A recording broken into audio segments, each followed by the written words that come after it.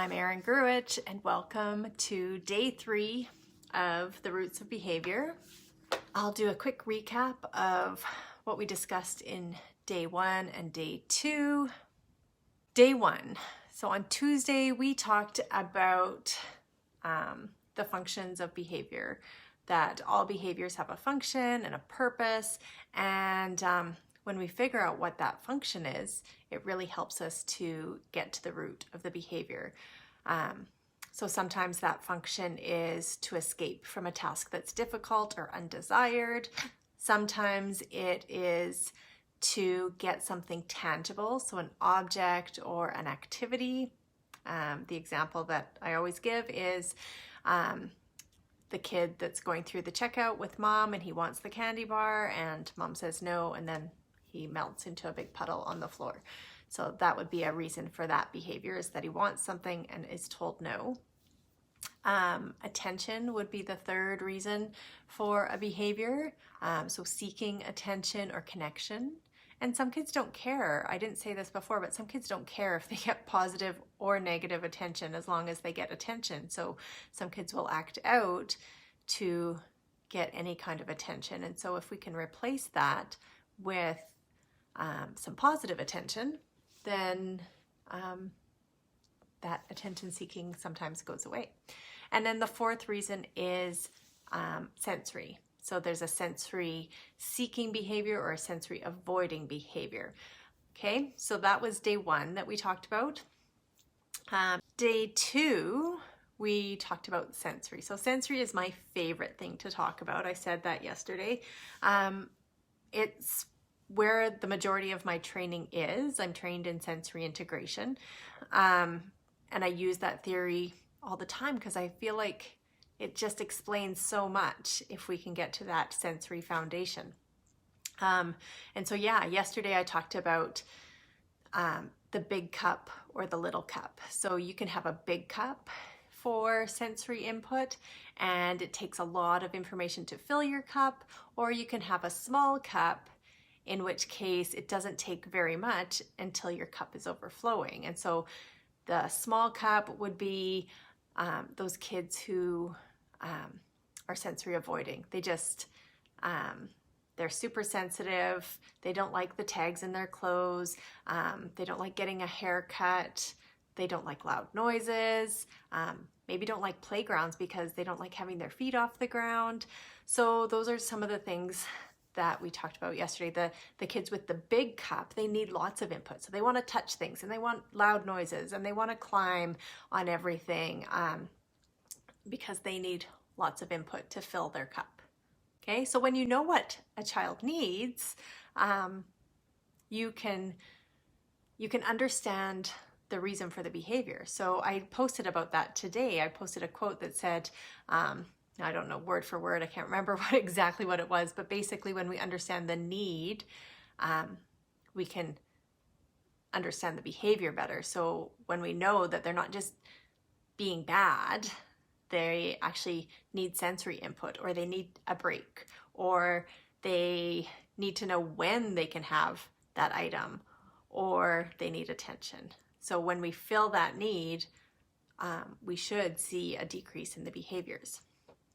So today, I wanted to do a quick recap and then tell you a little bit more about the roots of behavior, which is not just this discussion, it is an online course that I offer.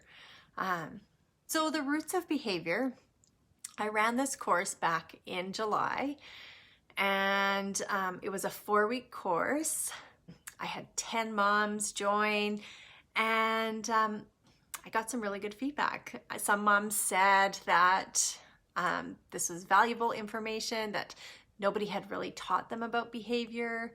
And so I was happy to hear that. Well, I was happy to hear that it was valuable. I wasn't happy that nobody has taught parents this before. And I'm an occupational therapist and I teach school staff, but I don't spend as much time teaching parents. So I really am enjoying this. I like teaching the parents and helping the parents understand the behavior and hearing that the behaviors are getting better at home. So that makes me happy. and I need some things that make me happy right now because the world is crazy. And I hope that this would bring you joy as well. Yeah, so it was a 4-week course, and I'm thinking of making it a 6-week course just to add 2 bonus weeks to it, to make it a little bit, I don't know, so that those last 2 weeks we can really dive into, okay, now you understand the behavior, and let's figure out and try some things. Now after the 4 weeks, I don't just let you go. I do run with the group. You get access to my Facebook, or with the course you get access to my Facebook group, so that we can interact. You can talk with other moms. One of the moms said that she didn't necessarily interact in the Facebook group, but she got contacts from that group that she messaged outside of the Facebook group. So I thought that was nice, that moms were connecting with other moms and supporting each other, because that was the goal. The goal was that I would bring these moms together and they could support each other, they could feel connected and know that they're not alone, because I'm a mom too, and I understand that our kids have lots going on right now, and there is a reason for their behavior, but sometimes you can't figure that out, and sometimes you just need another mom to go, yeah, that's happening at our house too, right? So I find that is a really key part of the group, is that connection and that support from other moms. But the breakdown of the group is, we first dive into what is the root of the behavior, what's the function of the behavior, what is the need that the child is trying to fill. So we do a motivation assessment scale. The parents fill it out, send it to me, and then we work through that. That kind of guides our first week, is figuring out that function of the behavior. The second week we go into the sensory foundations. Parents complete a sensory processing measure, and then I score it, and we discuss that. And throughout the course, parents have access to me, and parents can message me or jump in and leave a comment in the group, and I will get back to them. We've done one-on-one calls where we can discuss the results of those assessment tools that we've done. So this isn't it's not a treatment group, it's an educational group, but you have access to me to answer some of those questions. And so that's week 2. Week 3, we talked about what else was going on, so some other things that could be happening. So oftentimes we see children who have a breakdown in their communication skills, and that can lead to behavior. So we'll talk about some of those other things that are going on, other things in the environment that could be contributing to the behavior. Things like a pandemic. How does that contribute to your child's behavior? It's pretty significant for your child and for you. We did have a part about how to take care of yourself, because if you yourself aren't feeling good and you're not regulated, then it's really hard for you to regulate someone else. So we talk about how to take care of yourself. And then we talk about some tools, and that's why I wanted to add on the 2 extra weeks, because I felt like the tools part was just kind of thrown out last time, and I really want to have a bit more time to say, okay, here's some tools for escape. Here's some tools for you to use if the behavior is tangible. Here's some tools for you to use if it's attention. And here's a whole bunch of tools, because that's the most tools that I have, is for those sensory kiddos. Okay, so I'm just going to read. I want to say hi, Charla, and hi, Marie. I said that. Yes, connection is so important, especially right now. And that, you know, when we have a group of like-minded people and a group that's supporting one another, it can make all the difference. Like right now, we're not able to go out and connect with people unless it's on your driveway and it's less than 10 people, right? So connecting online with people is really important and really helpful for your mental health, and just to have those people to share ideas with. If you're interested, if you want more information about the course, there is a link that I'll share for the waitlist. So once you're on the waitlist, I'll send you information. Excuse me, just had dinner. So once you're on the wait list, I'll share more information. I will be making some announcements about exactly what is included, and when the registration will open.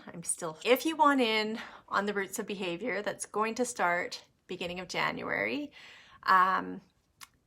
drop a comment below and say that you want in. I'll send you the link to the wait list, and then I'll start sending out more information. Maybe even as soon as this weekend, I'll send out some information on that.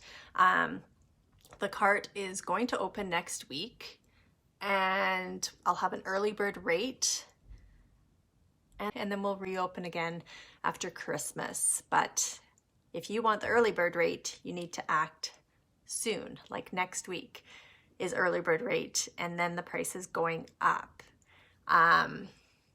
And there's also going to be some early bird bonuses, so watch for that.